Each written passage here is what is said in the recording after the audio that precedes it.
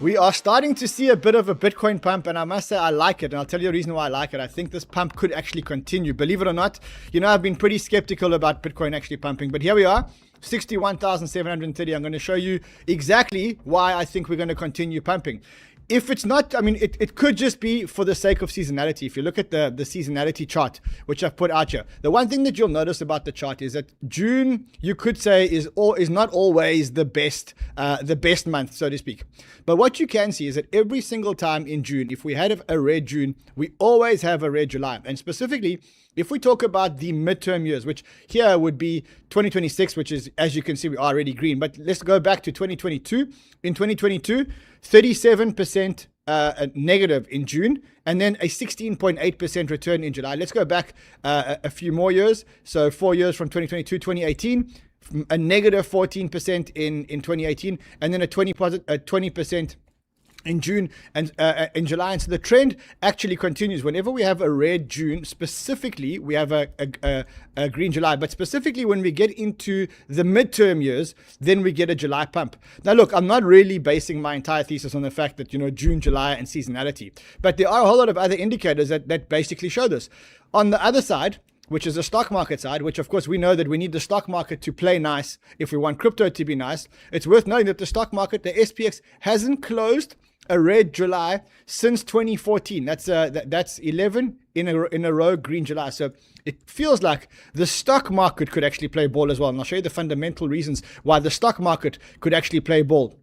Then I want to show you this, which is Ben Khan's tweet, which he says, if you pretty much study this tweet, what he says is in June, July 2018, we bottomed at 5,700 in June, July 2026. Both of them midterm years, both of them in the bear market.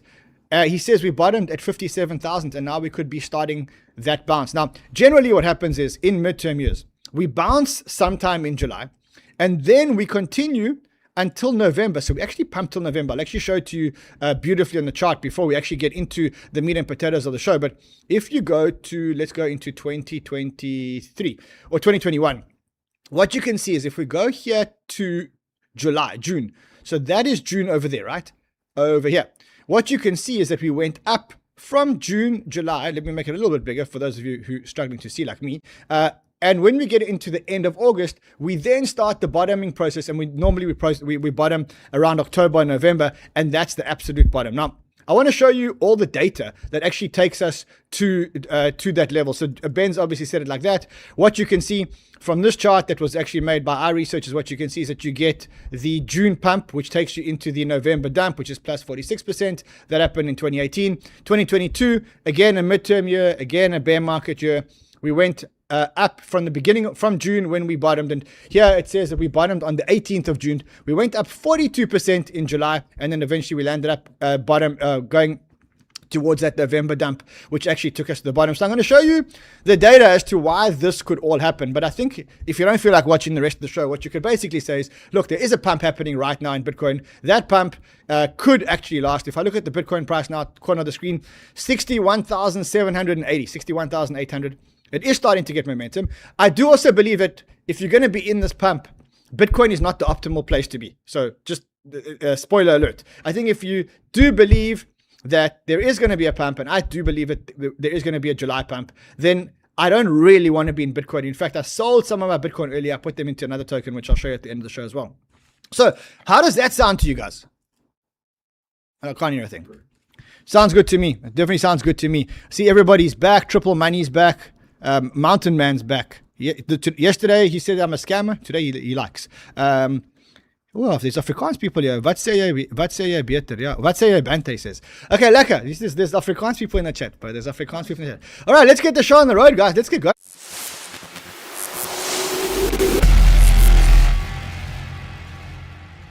Saying to you guys that I think that we're going to have a pump, and I think that the pump may actually sustain. I think we're seeing the beginning of the pump now. I see that Bitcoin, while we're talking about this pump, has actually taken us all the way back to $62,000. Let's actually just get a chart going here so we can actually see it. Let's have a look here. That was one of our soundboards, actually, the soundboard. So 61,870. I'm going to show you exactly why I think it will last. I said to you guys that the one reason why I think it's going to last is this seasonality trade, right? And I'm not going to base it all on seasonality, but the one thing that we saw when it does come to seasonality is that the S&P 500 has never had a red July. Now, again, I'm not saying because we've never had a red July, we're not going to have a red July now. I do want to show you what the data is basically saying. So one of the issues, one of the threats that we basically faced is we faced the threat of a hawkish Fed. So after 𝗕𝗬𝗕𝗓 spoke last time, he was quite adamant that they're going to continue to reduce inflation and get the numbers down to 2%. And if you look at what the market's expecting now currently when it comes to inflation expectations, so this is the CME chart, what you can see is that the market is now expecting a rate cut, not at the next FOMC meeting, but at the one after this one. They're actually expecting a rate hike. The one thing is, though, that Wash actually came out yesterday, and what you can see is that he's adamant that they're going to stick to the inflation targets. But business, that might not be our only business, but if there was a common thing I heard over the last couple of days, it was open-mindedness on these questions of AI, open-mindedness on productivity. But we've all looked around and we've seen that prices are too high, and I don't think I'm the only one on this stage that's recommitted to deliver price stability. So he's talking about delivering price stability, but if you look at what's happening when it comes to price stability, the inflation that we had was caused by the oil price. Now, here's the oil price. The oil price is now, it was actually under $70. It's now at $70, $71. But the oil price has gone super low, and that's going to bring the inflation numbers down. And this is, I think, the best chart to look at. So if you look at the inflation swaps, right? So you look at the 1 year inflation swap. It shows that the numbers show inflation actually coming down, and that the Fed has actually turned hawkish again late. So the Fed is now going hawkish when the underlying issue for the inflation has actually started to come down. And I think that will turn when we start getting new data, just so that you understand. So that's the first thing that I want you guys to pay attention to. The other thing is that I want to talk about a tweet that 𝗙𝗘𝗔𝗧𝗨𝗥𝗘𝗗 wrote. So 𝗙𝗘𝗔𝗥 is a good friend of ours. You know, he's been on our show a few times. I've been on his show a few times. And he wrote a tweet, which I think was quite a profound tweet. It's quite a long tweet, but I think it's actually one worth reading. He says, the overwhelming consensus today is that Bitcoin is headed much lower. Maybe it is. Maybe the trend is still down on the high time frame. Macro uncertainty remains elevated, and there are legitimate reasons to be cautious. But the markets have a funny habit of making the majority feel smartest right before they're making them feel uncomfortable. So let's suspend our biases for a second and ask a different question, right? He's saying, if Bitcoin were in the process of actually putting on a bottom, what would you expect to see? And he said, a month ago, I laid out a historical case. At the time, I argued that Bitcoin was beginning to enter the same conditions that had accompanied every single previous market low. It wasn't a prediction. It was simply an observation that several independent indicators were beginning to align. Since then, the case has become stronger. He says, the weekly bullish divergence on the RSI has turned from oversold conditions. He discussed that that's now been confirmed. Now, I want to show you what he's talking about just. So this is the weekly chart of Bitcoin, and this is the RSI.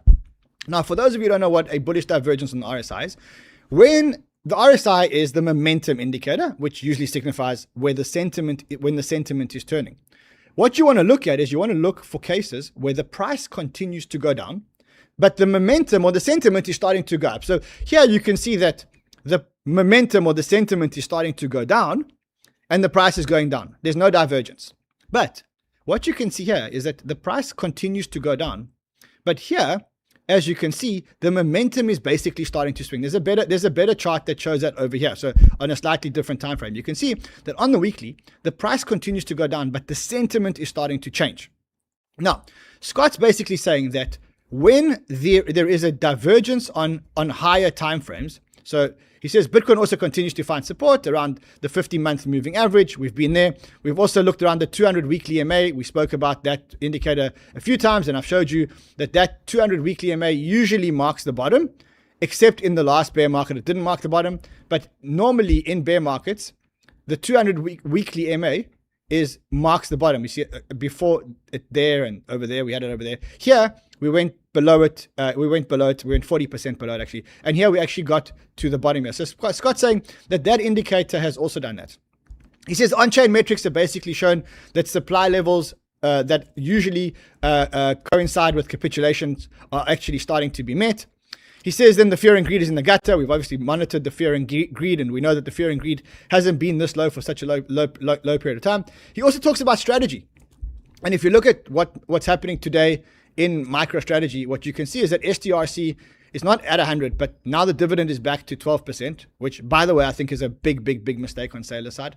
I think the fact that he raised the dividend gives him much bigger obligations, so much bigger debt obligations, which means he's going to sooner need to raise more money or sell more Bitcoin. But be that as it may, if we can get this beast back to 100, now I'm not saying it will, I'm saying if we can get this beast back to 100 and Michael Saylor starts coming back into the market and starts buying Bitcoin on STRC, that could be a big move.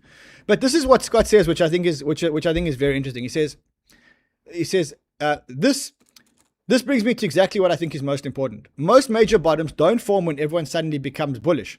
They form when the market quietly stops going down, despite nearly everyone expecting it. So right now, everyone's expecting the market to go down, and maybe the market doesn't start moving down. He says that's exactly when bullish momentum divergence represent. Price continues testing lows, sentiment remains terrible, headlines stay negative, but underneath the surface, the selling pressure has stopped and the momentum starts to improve. Now that's the part that I want you to remember. The selling pressure stopped and the momentum starts to improve. He says another thing here, which I think is very saying, what he's saying, none of this, he says, basically he says at some point in this thing, he says, everything here assumes the Bitcoin price actually continues to go down. But what if Bitcoin actually catches a pump? What if Bitcoin catches a pump, STRC repegs back to the 100 or gets closer to the 100, and Saylor actually starts buying again, and the whole flywheel actually starts to work again? So ultimately, what he says is, we're looking for the period when price continues testing lows, sentiment remains terrible, headlines stay negative, but under the surface, the selling pressure begins to fade, and momentum improves before price does. Here's the chart that shows you that the momentum is improving before the price does. The RSI has bottomed and it's starting to move up. And it's on all time frames. So that's a 4-hour time frame. You've had a breakout actually on the 4-hour time frame. The one I showed you previously was on a much longer weekly time frame. That's on the daily, and you can see we got to oversold and the RSI started to go up. So you're getting the first part of his thesis, which I think is a very smart thesis. He says, the sentiment changes before the price changes and before the headline changes, and that's what actually drives the buying. And he says here, the selling pressure begins fading. Now, this is what I want to turn to when you go to the on-chain. So I've showed you that the sentiment has started to turn, and only those who are watching the RSI will actually pick it up. Now, let's go on to what and as I said to you, Saylor could come into the mix if this gets back to 100. I do think long-term Saylor's in big trouble. We can have whatever we need. We can have a pump now, but that's going to happen. So let's talk about the on-chain metrics. The first on-chain metric that I want to look at in terms of the short-term sellers selling and the long-term sellers buying is the ETF flows. So we just had the worst ETF flow month that we've had in a long time. We had a $4 billion outflow, $4.1 billion outflow in June. That's the worst sentiment that we've had, the worst sellout that we've had from, and again, I'm going to bring you back to Scott's tweet, where the strong hands absorb the coins from the weak hands. We know that the ETFs are the weak hands. How do we know this? Because we have the charts and we have the data that says that basically they buy at the top and they sell always near the bottom. They capitulate near the bottom. So the ETFs are kind of known as not the smart money, right? So not the smart money. So what we know is that the weak hands are starting to sell, but it's not the only metric. I'll show you a couple of other metrics. What we know is that the weak hands are actually starting to sell. Now I want to show you what the strong hands are doing. So first of all, we can look at this metric over here, which says that Bitcoin is down 50% from its all-time highs. Yet the number of long-term holders is at an all-time high. Okay, so the long-term holders, the strong hands, and I'll show it to you actually, let me see if I can find it for you on a chart. There it is on a chart. So if you look at the number of long-term holders, the number of long-term holders is actually at an all-time high in Bitcoin, which means that the sentiment has turned, the weak hands have sold to the long-term holders, which are the strong hands, which are the whales, and that's what's currently happening in terms of the market dynamic.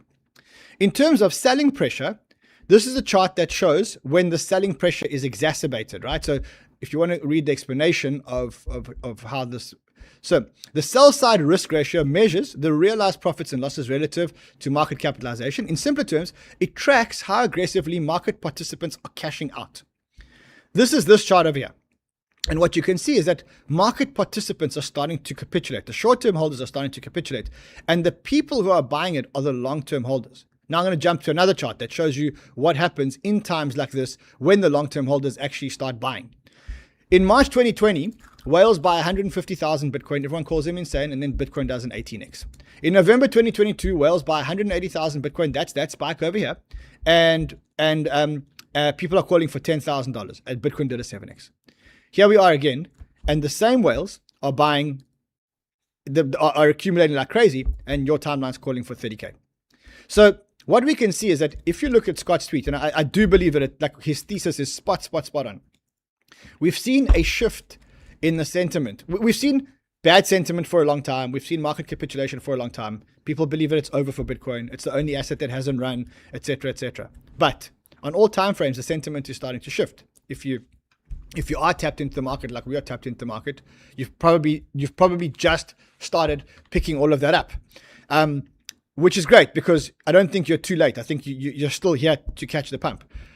At the same time, we've got the short-term sellers selling to the long-term sellers, which is the most healthy sign that we are bottoming, or that we are about to at least get a pump. You can see it on many axes. This is the gate whale to exchange flow ratio. In other words, how high the whales are in the market. And effectively, even as Bitcoin pulled back below 60,000 through Q2 2026, whales stayed resilient. The last 30 days show that $79.3 million worth of whale inflow versus 11.6 in the prior window. So it's up 11.6% since the prior window.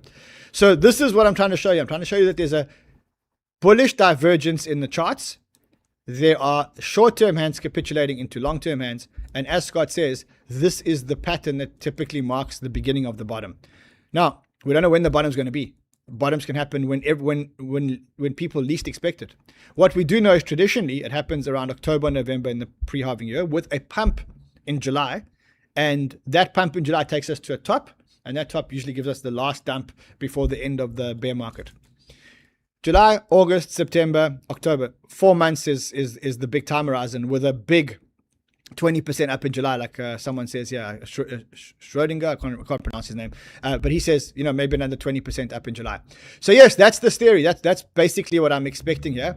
There's another metric here, if you want to look at another on-chain metric, which says that 45.63% of Bitcoin supply is in profit. The last time that we were here at this level was November 13, 2022, which was FTX. So you can see we are, even on this chart over here, we are actually starting to bottom in terms of a bottom indicator. So a lot of things are saying that there could be a pump.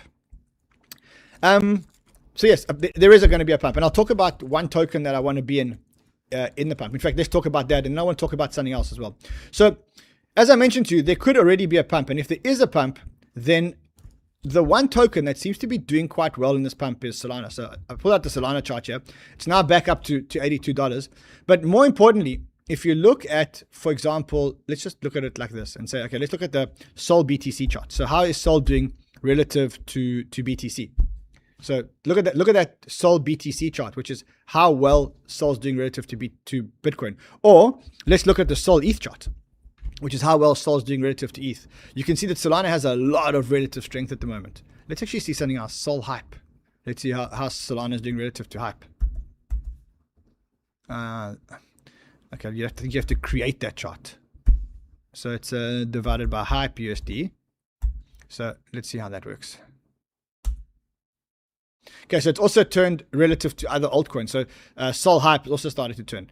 I think we're getting into a Solana run now. Now, is it driven by Ansem and his, and single-handedly driven by Ansem and the launch of his coin? Is it driven because of World, which is the new on-chain prediction market, which is launched on Solana? Is it driven because of the tokenized stocks narrative? I don't know. I don't really care what the narrative is. I just know that Solana is very, very, very oversold.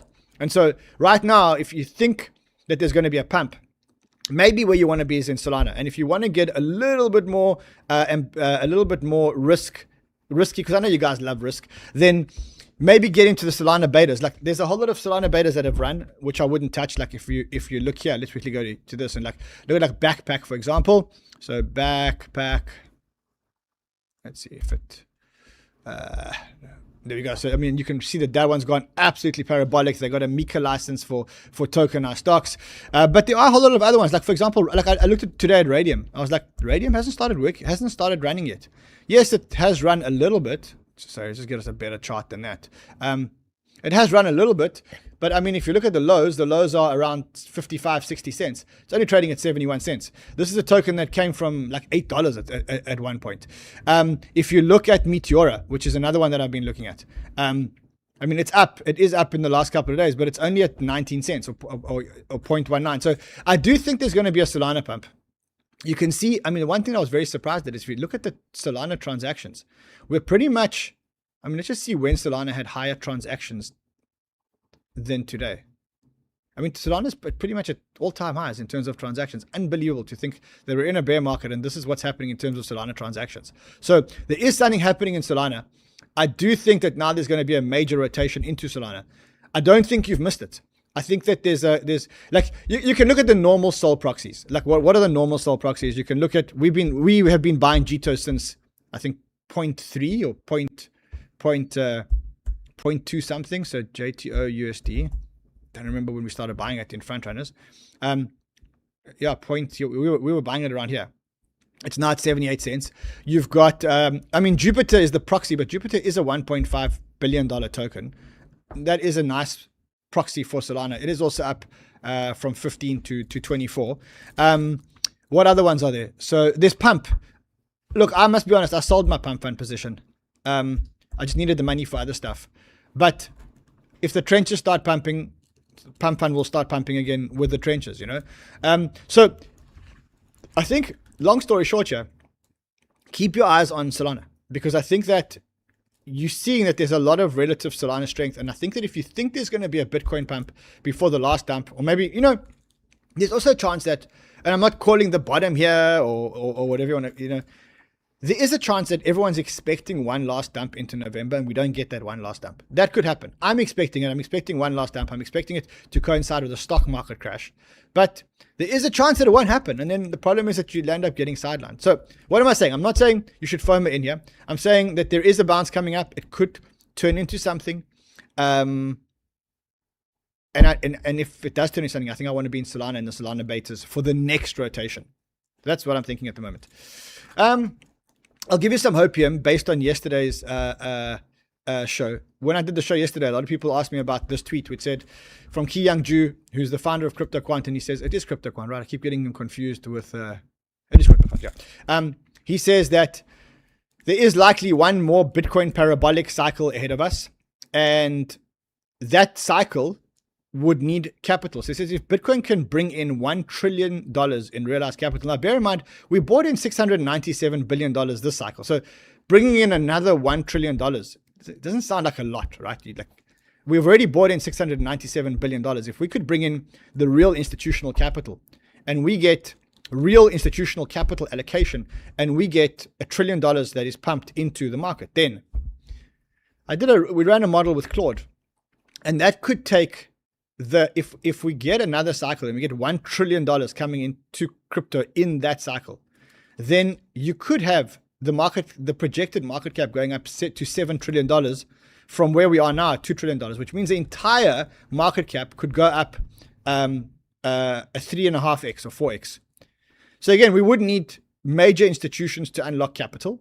But it's, you know, if we get the Clarity Act and we get a whole lot of other things that, you know, a couple of things happen, then we could actually see that happening. So just wanted to give you some perspective for those of you who think that, you know, maybe this market's never coming back or whatever else. I mean, I think, look, you've been here for so long. You've grinded it out for so long. And the only narrative right now is that we're in this 4-year cycle, and that's why Bitcoin isn't actually performing. We're 4 months away from the turnaround point in the 4-year cycle, and one of those months, at least 1.5 of those months, is going to be a pump, which is usually what happens in July. So let's see if I'm right. Let's see what happens. Let me know what you think in the comments. All right, let's quickly go into. Whoa, did you guys watch the World Cup yesterday? Did you guys? So England barely made it through, but they did make it. Thank you, Harry Kane. Thank you, Harry Kane. USA made it through. Great. There are. Let's look at what bets there are that we can take on rain. So there's Colombia versus Ghana. Colombia versus Ghana. Oof. Okay. Colombia for the win. Wow. Okay. There's also Wimbledon bets that are starting to come up. I've actually, yeah, I think Wimbledon will also be quite fun betting, but there's so much going on at the moment. Like, for me, let's just get the World Cup out the way. Remember, you can take those trades at rain.trade, prediction markets. Also, remember, if you want to trade perpetuals, you can either trade them on Blofin, which is a non-KYC exchange. If you want a KYC exchange and you are a Bybit user and you move to Bybit EU, you get all these rewards. So you get $20 bonus upon depositing $100. You get a 10 euro card bonus when you sign up to a card. You get 10% cash back on all spending in the first month. That's absurd. Like 10%, pay for your vacation, etc. Like you can do that. And then $50 cash back on a subscription. So if you do like a Netflix or whatever, you get $50 cash back.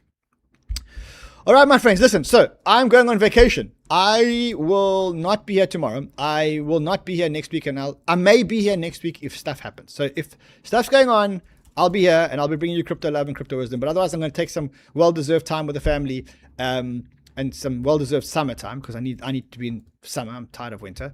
So I'm going to be away for about 10 days. In those 10 days, I should do a couple of shows if stuff happens. I won't do a show every day. I'll do a show if the market moves. I will be live on Front Runners. Now, I'm live on Front Runners all the time, except if when I went to Turkey and Discord was banned. I didn't know that Discord was actually banned in Turkey, believe it or not, but it is. It really is. All the time. Except so let me show you. There are links to everything that you need to get hold of me. So if you want to follow my Instagram, I'm at CryptoManRun on Instagram. If you want to sign up to Bybit EU, which you should if you're in the EU because you get all those bonuses. If you want to sign up to a non-KYC exchange, it's all here. If you want to trade on Rain, it's all here. If you want to join Front Runners, which is our Discord, this is where I live. It's where I'll be posting all my trades while I'm not here. And sign up. If you're unhappy after 30 days, you will get your money back. Just simple. So sign up. It's the only way I can stay in touch with you guys while everything is happening. All right, last look at the bubbles before we go, because we're addicted, because we're dopamine addicts, because we love green. Looks good. Looks good. All right, fam. I'll see you guys again in a few weeks. Until then, trade well, my friends.